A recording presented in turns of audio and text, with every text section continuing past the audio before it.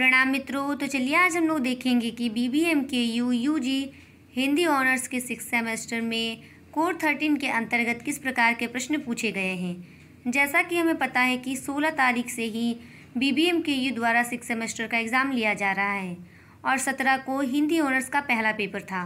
तो चलिए आज हम लोग देखेंगे कि कोर 13 के अंतर्गत किस प्रकार के प्रश्न पूछे गए हैं परीक्षा में। प्रश्न संख्या 1 के ए में है, निम्नलिखित वस्तुनिष्ठ प्रश्नों के उत्तर दें। अर्थात आप लोगों को 8 अंक के वस्तुनिष्ठ प्रश्नों के उत्तर देने होते हैं।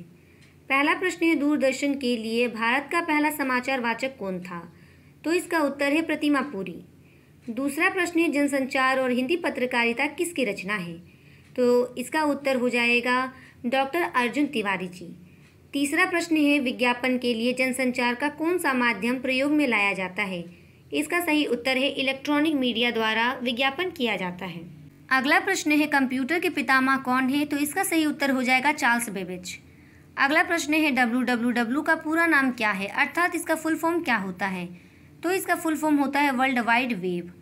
अगला प्रश्न है, टेलीविज़न की शुरुआत भारत में कब हुई? तो टेलीविज़न की शुरुआत भारत में 15 सितंबर 1959 ईस्वी में हुई थी।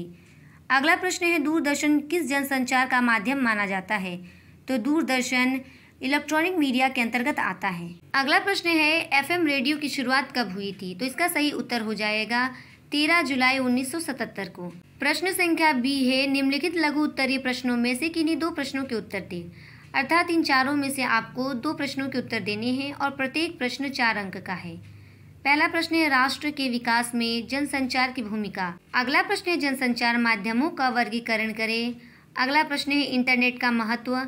और अगला प्रश्न है, कंप्यूटर का परिचय। अर्थात आप इन चारों में से किसी 2 का उत्तर लिख सकते हैं। अगला प्रश्न है, निम्नलिखित में से किन्हीं 4 प्रश्नों के उत्तर दें। अर्थात आपको इनमें से किन्हीं 4 प्रश्नों के उत्तर देने हैं और प्रत्येक प्रश्न 16 अंक का है। पहला प्रश्न है, जनसंचार को परिभाषित करते हुए उसके स्वरूप पर प्रकाश डालें। अगला प्रश्न है, इलेक्ट्रॉनिक मीडिया और प्रिंट मीडिया में अंतर स्पष्ट करें। अगला प्रश्न है, वर्तमान शिक्षा प्रणाली में जनसंचार की भूमिका स्पष्ट करें। अगला प्रश्न है, इंटरनेट क्या है? इंटरनेट के उपयोग पर प्रकाश डालें। अगला प्रश्न है, कंप्यूटर में हिंदी की चुनौतियां और संभावनाएं क्या है? स्पष्ट करें।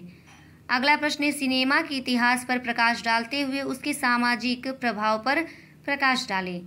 अगला प्रश्न है, प्रिंट मीडिया की विशेषताओं को स्पष्ट करते हुए उनके प्रभाव पर अपने विचार प्रस्तुत करें।